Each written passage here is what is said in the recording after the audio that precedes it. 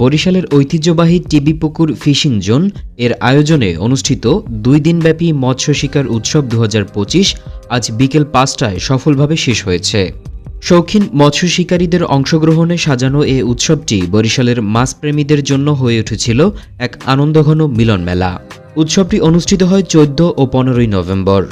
আয়োজনে অংশ নেন মোট ২৮ জন শিকারী, যারা পূর্বেই ২০,০০০ টাকা মূল্যের টিকিট ক্রয় করে প্রতিযোগিতায় অংশগ্রহণ করেন। প্রতিটি সিট থেকে ৪টি করে ছিপ ব্যবহারের সুযোগ ছিল। আয়োজকদের তথ্য মতে পুকুরে অবমুক্ত করা হয়েছিল ৫০ গ্রাম থেকে ১০ কেজি পর্যন্ত বিভিন্ন প্রজাতির মাছ। ২ দিনেই অংশগ্রহণকারীদের ছিপে বেশ ভালো পরিমাণ মাছ ধরা পড়েছে, যা উৎসবের আনন্দকে আরও বাড়িয়ে তোলে। উৎসবের পরিবেশ ছিল প্রাণবন্ত ও উপভোগ্য। বরিশালের আমানতগঞ্জের টিবি পুকুর ফিশিং জোন এলাকায় সকাল থেকে সন্ধ্যা পর্যন্ত মাছ শিকারীদের ভিড় ছিল চোখে পড়ার মতো। শীতের আগমনী আবহে বড়শি হাতে শিকারীদের উচ্ছ্বাস, মাছ পাওয়ার মুহূর্তের উত্তেজনা এবং মিলন মেলার পরিবেশ উৎসবটিকে করেছে প্রাণবন্ত। আয়োজক কমিটির বক্তব্য, উৎসব পরিচালনাকারী প্রতিষ্ঠান মেসার্স শেখ ট্রেডিং জানায় যে কেউ খালি হাতে যায় না, সবাই অনেক মাছ পেয়েছে।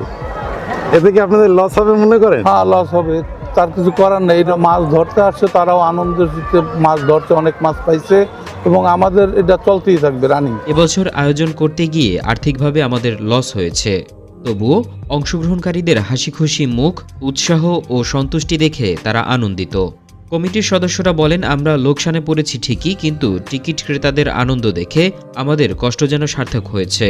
তাই ভবিষ্যতেও আমরা এই আয়োজন ধারাবাহিকভাবে চালিয়ে যেতে চাই। অংশগ্রহণকারীদের মতামত, শিকারীরাও জানিয়েছেন, এরকম সুন্দর আয়োজন যতবার হবে আমরা ততবারই অংশগ্রহণ করব। এমন পরিবেশে মাছ ধরা সত্যি উপভোগ্য। তাদের সবার সাথে সবাই একটা হোয়াটসঅ্যাপ, মেসেঞ্জার, একটা বিভিন্ন গ্রুপ থাকে। ওই গ্রুপে হয়তো আমি পোস্ট করছি, আরেকজনে করছে, এইভাবে সবাই জানা জেনেছে। তো ওইখানে নাম্বার দেওয়া ছিল ভাই বর্ষিগড় জিকুবাড়ির দোকানের, আর আমার প্রতিষ্ঠানের নাম ছিল আর নাম্বার ছিল।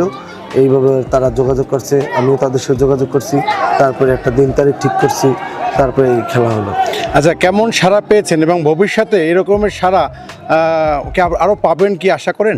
হ্যাঁ, হয়তো অনেক ২০ বছর পর যখন খেলা হলো, অনেকে হয়তো যারা মৎস্য শিকার করে বিভিন্ন জায়গায় বড় বড় জায়গায় যায়, ৬০,০০০, ৭০,০০০ টাকা, ৫০,০০০ টাকা টিকিটও যে মাছ ধরা প্রতিযোগিতা অংশগ্রহণ করে, তারা হয়তো অনেক একটু দ্বিধাদ্বন্দ্বে ছিল যে আসলে এই পুকুরটা এত বছর পর আসলে মাছ আছে কি নাই, বা কি অবস্থা, মাছে খাবে কি না, এটা সবাই একটা দ্বিধাদ্বন্দ্বে ছিল।